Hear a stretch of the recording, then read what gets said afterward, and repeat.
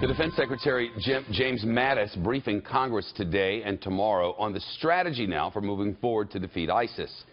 It's happening a week after Iraq declared total victory over the Islamic State in the city of Mosul, its last stronghold in Iraq. Mosul was Iraq's second largest city before ISIS took over, but airstrikes and very heavy fighting have destroyed a lot of that city. We have some pictures to show you in our slideshow of what Mosul looks like now. This first one, I mean, it's just rubble. This is an aerial shot of the destruction on the western side of the old city.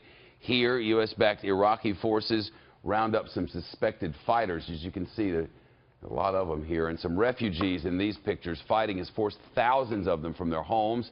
Don't have any place to go home back in Mosul. And this is the mosque where the ISIS leader, al-Baghdadi, first declared the caliphate there. The Iraqi military claims ISIS fighters blew it up on purpose as they retreated. Jennifer Griffin's at the Pentagon this afternoon for us. These briefings with General Mattis and the lawmakers, they're closed to the public, right? That's right, Shepard. It's closed because Mattis has said repeatedly he doesn't want to share his plans to, quote, annihilate ISIS with the enemy.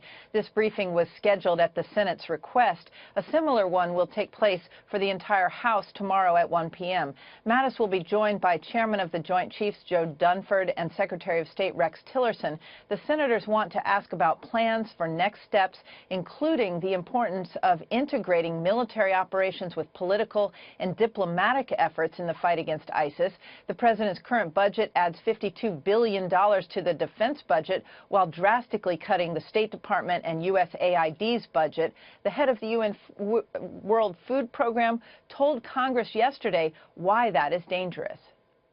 If a family can't feed their children after 2 or 3 weeks, they'll turn to any available resource they can, and that usually is extremism. If you want to spend another $500 billion on military operations, cut the World Food Program, because we're the first line of offense and defense on the ground against extremism and terrorism. Expect questions about this and also about concerns Mattis has already voiced that ISIS military plans simply push the group from one location to another, what others before him have called whack-a-mole. Shep? Jennifer, any word on whether Secretary Mattis plans to talk about the strategy in Afghanistan?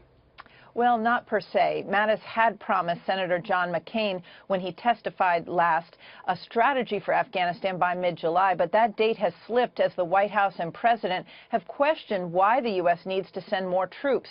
There's an outstanding request for nearly 4,000 troops from the top general in Afghanistan, top U.S. general there. Expect questions, but few answers about sending more troops to Afghanistan. President Trump has yet to weigh in on it, but held a lunch yesterday at the White House with former veterans of the Afghan war, seeking new ideas for how to defeat the Taliban and ISIS, which now has popped up there as well. Just this week, the Pentagon announced it had killed the head of ISIS in Afghanistan in an airstrike. If the U.S. pulls out its troops, many fear the vacuum would resemble that was created in Iraq, which, of course, led to the rise of ISIS.